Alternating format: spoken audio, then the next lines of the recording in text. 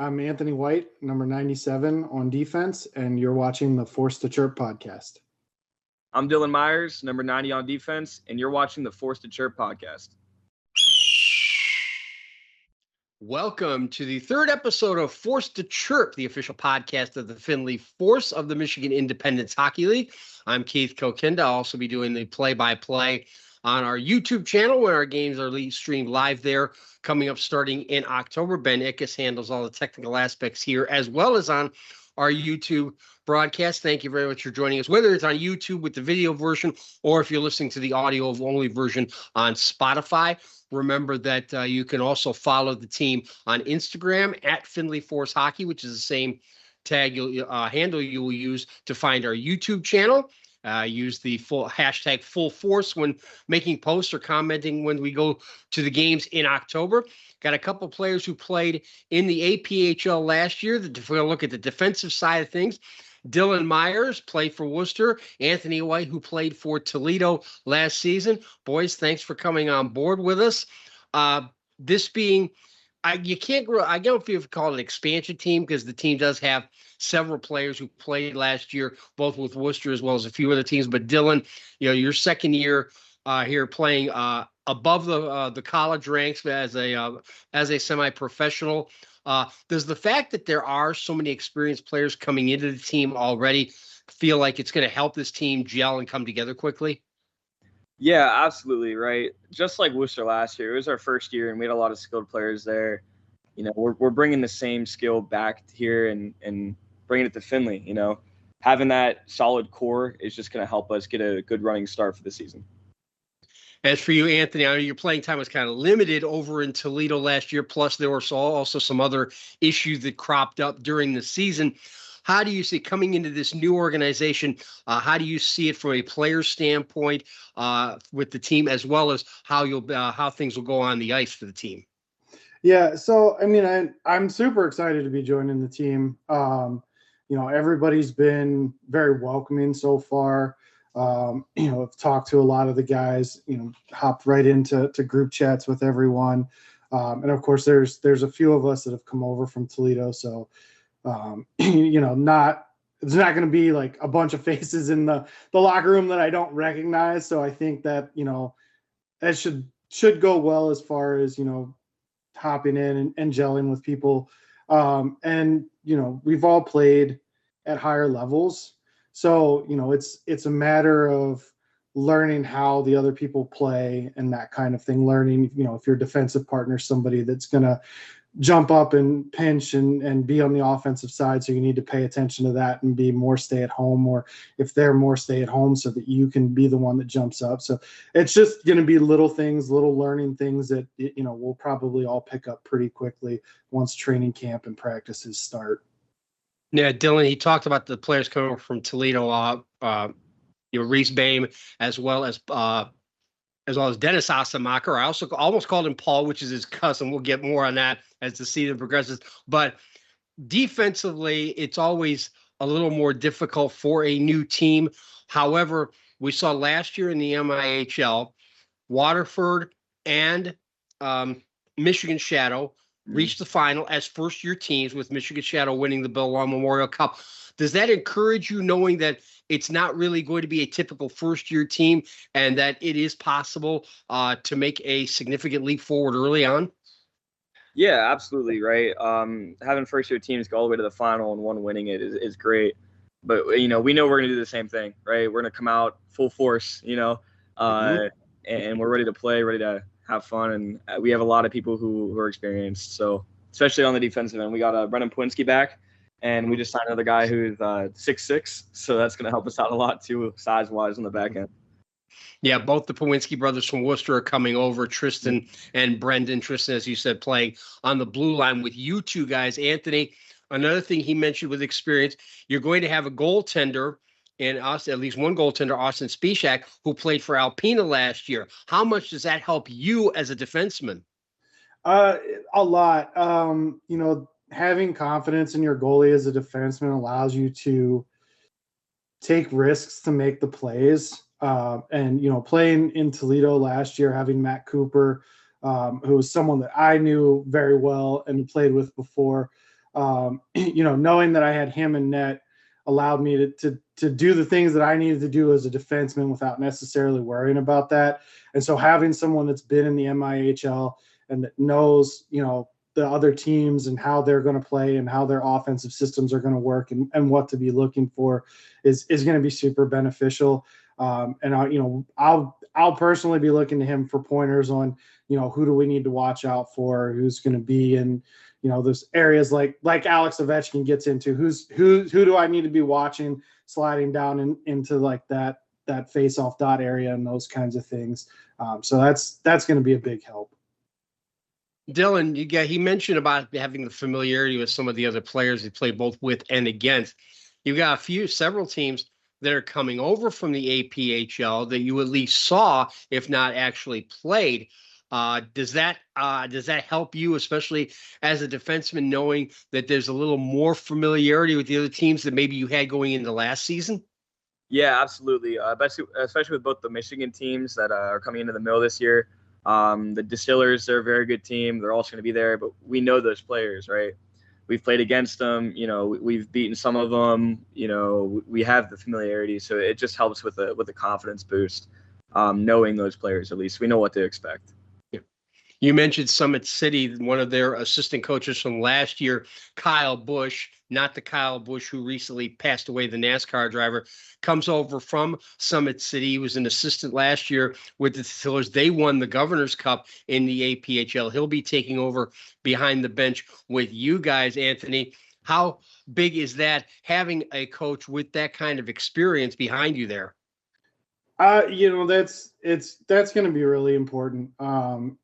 Because they're going to know how to use the lines and how to roll the lines and how to do those things in a way that, keeps the momentum going, but also keeps the guys from getting exhausted, and being able to put out the matchups that'll kind of help prevent the other teams from being able to do anything. I know Dylan's from Pittsburgh and probably hates what I'm about to say, but watching like the Flyers and the Penguins play in the Stanley Cup playoffs, when you look at what they did with putting that fourth line against the Crosby line, like that really shut them down. And that's not something that an inexperienced coach would think to do.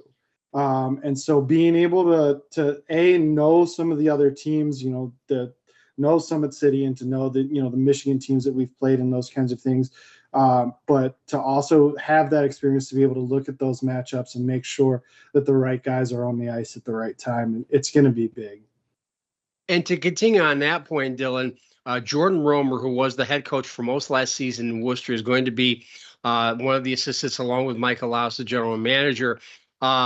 His familiarity with you guys who are coming over, whether it be from Worcester or Toledo, how big is that for you, especially knowing that you already played for him and understand him a little bit more? It's great. He's a phenomenal coach. He has so much experience in the game, and it's just going to really back our coaching staff. Having him there is definitely going to help us out because he can work with Coach Busch and do the get the lines rolling, get everything good to go with our chemistry. So it's going to be a huge help.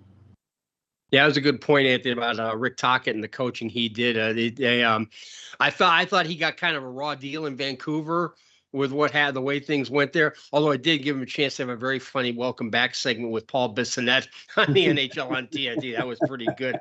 But speaking of that rivalry, it's Anthony White's a Flyers fan, Dylan Myers being from the greater Pittsburgh area as a Penguins fan. But more about you, Anthony, from a personal level. One of the more experienced players, a little bit older than Dylan. What kind of background do you have? How did you get started? Where did you get started? And how did you basically end up choosing hockey as your primary sport? Yeah, it's a little bit older than most of the team, probably. I'm happy that we picked up Denny because that at least means I'm not the oldest person on the team. Yeah. I can understand that.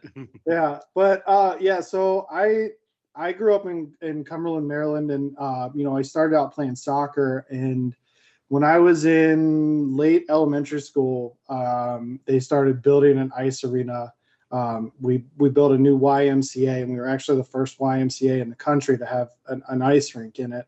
And so I started skating when I was about 12 and kind of like took like a duck to water, like just really found the sport that I loved and that I enjoyed. And, so started out just in like an after school program and playing in house league and that kind of thing. And coming up through it, it was almost a foregone conclusion that I'd be making the travel team when I made the move to that. We started out playing in kind of a scholastic league, sort of based out of Indiana, Pennsylvania. So most of our games were up in that area, a couple up in Johnstown. And our biggest rivalry was Altoona. And it was basically us and them in the championship more or less all the time. And then we moved over to the Pittsburgh Amateur Hockey League, following them, and kind of expanded where we were playing, but still mostly, in the Pittsburgh area, up as far north as I think Crawford was the furthest one up that we played, so like way up above Pittsburgh. And we played a team from Wheeling, and so I got to play in the Wheeling Civic Center. Playing the teams from Johnstown, I got to play in the old War Memorial. So it was really cool experiences to be able to play in those kinds of rinks. And then when I graduated high school, we had a local university called Frostburg State University. It was a Division III school, and me and some of the other guys from the travel team and some other guys that we knew in the area decided we wanted to create a club team in the ACHA. And fortunately, our arena director that had just been hired was the former president of West Virginia University's Division I club hockey program. So he helped us get everything set up. We got our first head coach was the former head coach of St. Vincent College. He'd won some championships with them.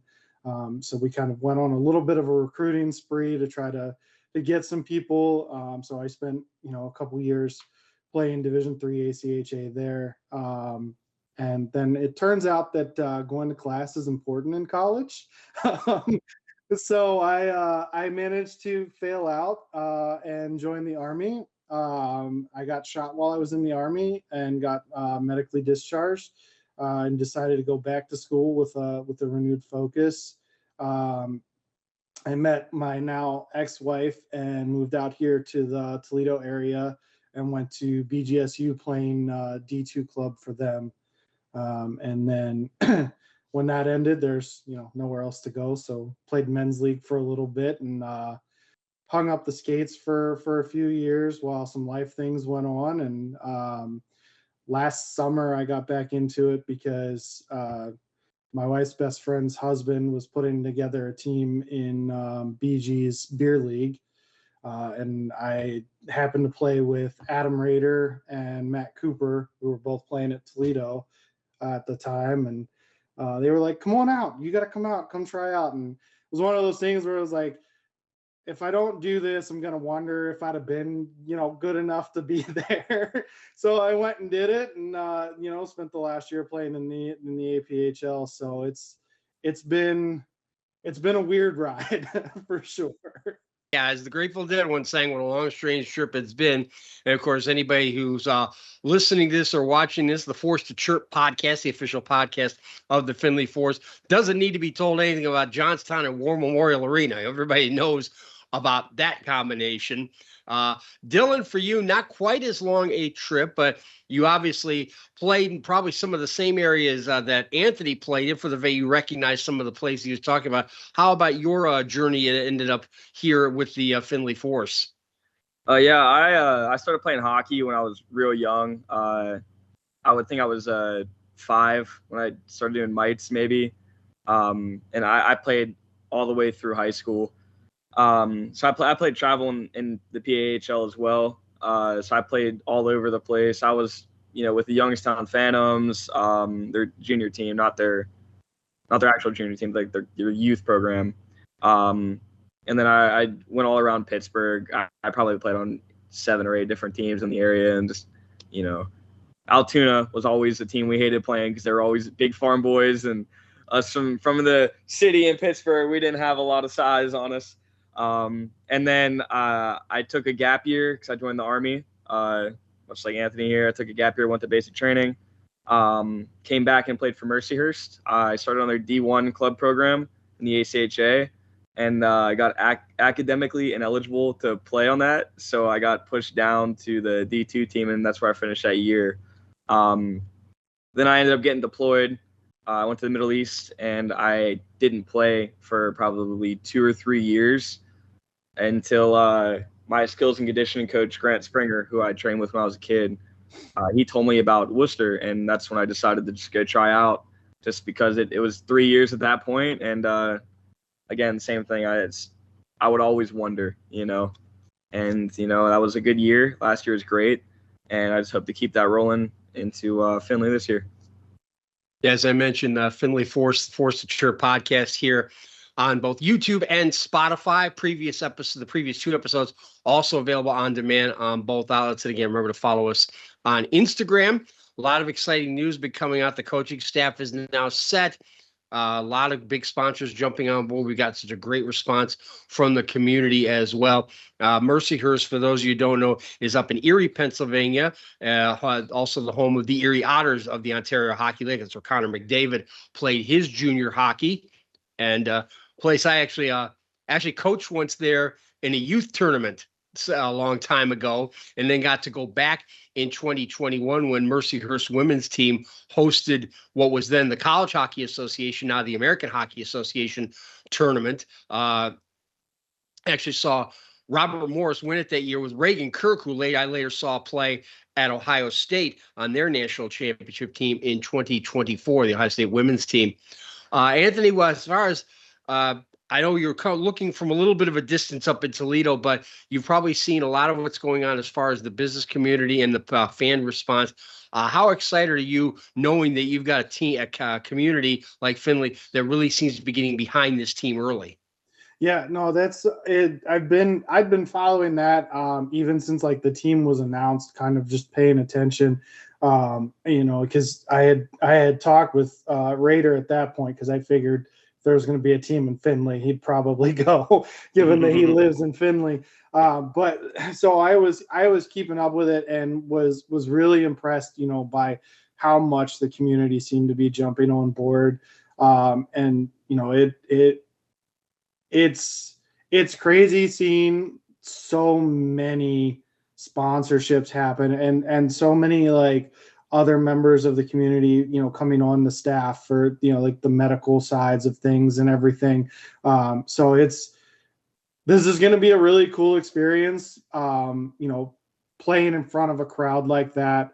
Obviously Toledo is passionate about hockey, but the Walleye, if they're home, there's nobody coming to a Swarm game, and it's just Detroit's right up the road.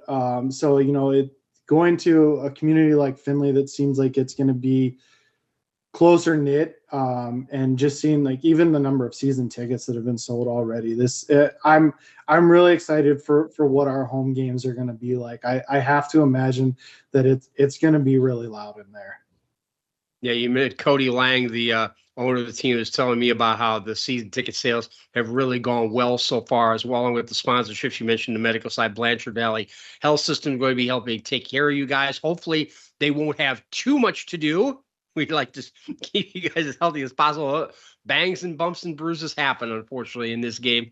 Dylan, last year, there was a terrific response from Worcester as far as the fan base is concerned. Are you thinking that Findlay could even surpass what we saw in Worcester last year? Oh, absolutely. I have a lot of love for Worcester because that was my first semi-professional experience, and they packed the barn pretty well. But even just looking at Findlay's high school games, that they're full, like people standing 3 rows deep, and with all the hype that's been built around us, and Cody and Taylor have done a great job, helping us, be shown into the community. I really do think we're gonna have a full barn every time we're home. It's gonna be great. It's gonna be electric in there. And you mentioned Findlay as well as Cody Lang. Cody Lang went to Bowling Green High School, and Bowling Green, Findlay. That's a pretty big high school hockey rivalry. But you mentioned we got with all the support the Findlay Trojans high school team gets. Also got a couple of recent graduates from Findlay High School, former Trojans Turner Merrill and Draven Wilson will be joining the team. Continuing that, Dylan, when you were there for the signing day in May, when you saw that, did you start thinking, hey, this is really going to be a great positive experience? Yeah, absolutely. I mean, we had a majority of the guys out there, already. We had, I believe, probably 9 or 10 of the team out there ready to sign. And there was plenty of people inside the Falls Court Brewery. We went around and saw some of the talent too, and it was just so receptive. Everybody was so receptive of us. It was great. It was very nice to feel that.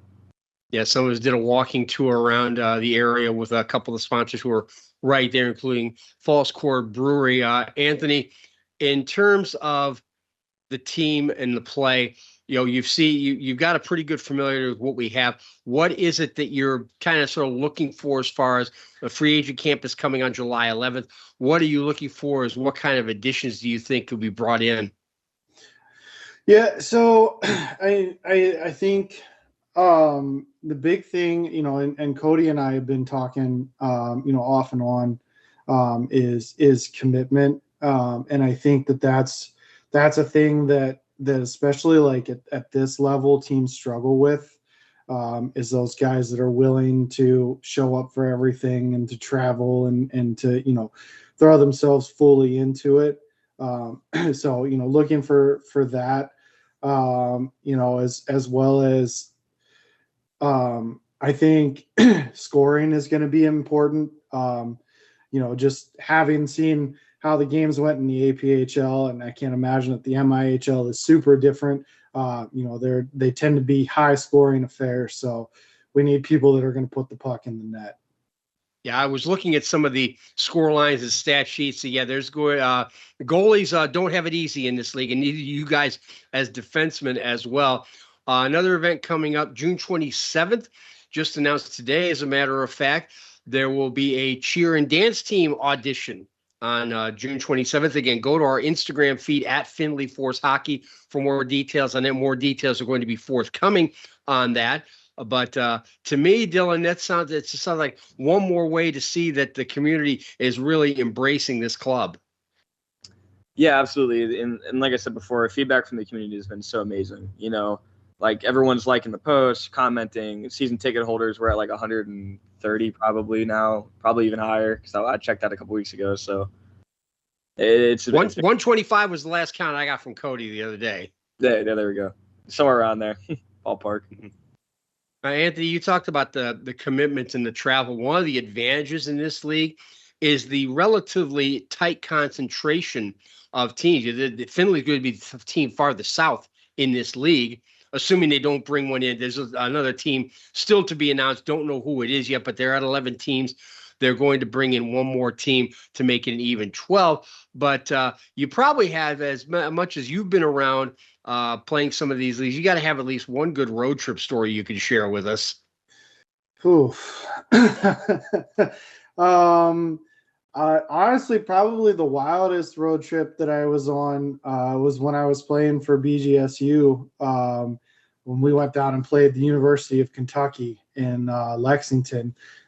For anybody that doesn't know, the bars in Lexington all close at midnight, and so the University of Kentucky club team plays all of their games at midnight.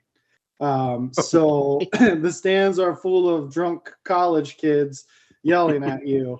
The arena was old. The showers were like ice cold. I was actually, I think, the only one on the team that showered at the rink, because I had recently gotten out of the Army, so I wasn't like worried about that kind of stuff. I was like, I just want to be clean and get out of here. Yeah. We ended up at IHOP at like, I don't know, it was 3 or 4 in the morning to eat breakfast and then to go back to the hotel rooms and pass out.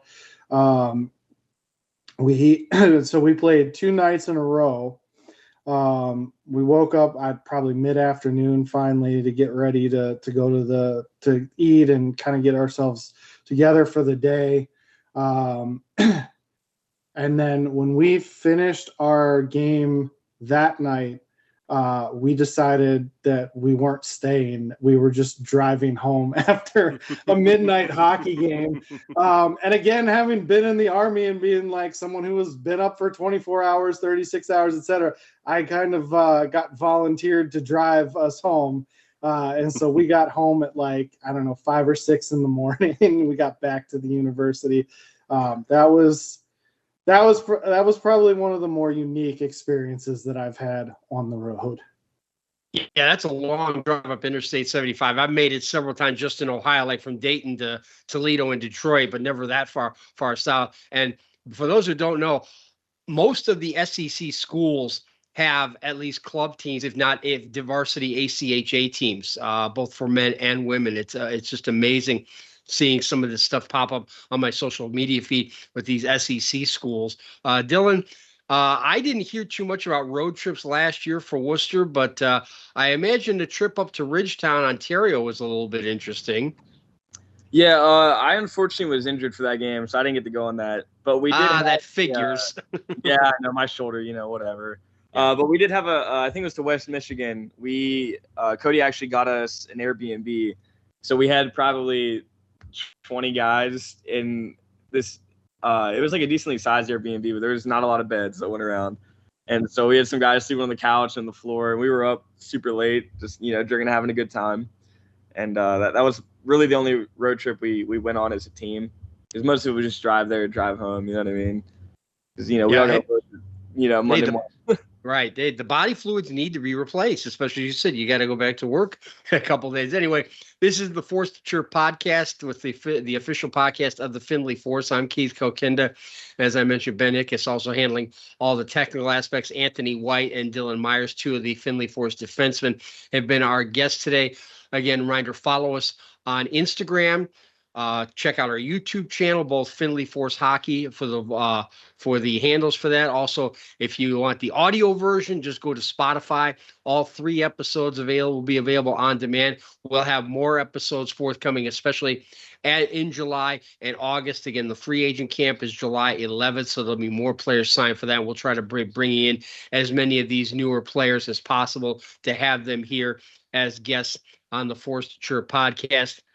And again, when you're posting either on the YouTube channel, which we will have all the home games live streaming for you, as well as on demand following the games, or following us on Instagram with the posts we have up there, make sure you use the hashtag #FullForce. Check out all of our sponsors. Also, some brief biographical information on all the players that have been signed so far, as well as more posts after July 11th once we have new players signed from the free agent camp. And again, cheer and dance team auditions on June 27th. Check out the Instagram page for that information as well. More information forthcoming for the specifics on the times and locations. So thanks again to Ben Ickes for all of his technical expertise.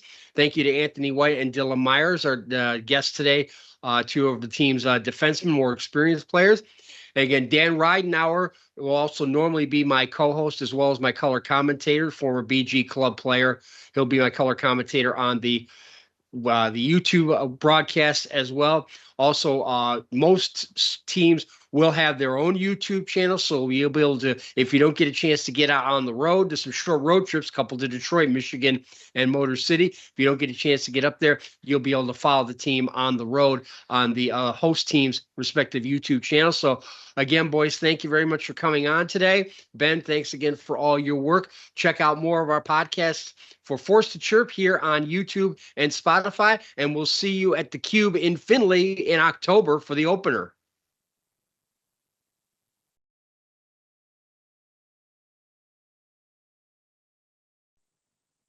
I'm Dylan Myers, number 90 on defense, and you're watching the Full Force podcast. It's actually the Forced to Chirp podcast.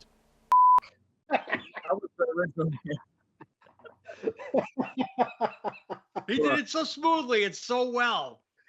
Hey, I did that with promos too. I botched the lines a couple times. And I had it written down in front of me too. That was the funny part. That's the name that I wanted for the podcast. Yeah, that was what I voted on. It's the Forced to Chirp podcast. All right. You ready? I'm Dylan Myers, number 90 on defense, and you're watching the Hold on, we'll get It's not there. as glamorous as it looks, gang. God, it doesn't work so well. Damn. All right. Oh, yeah. The blooper reel.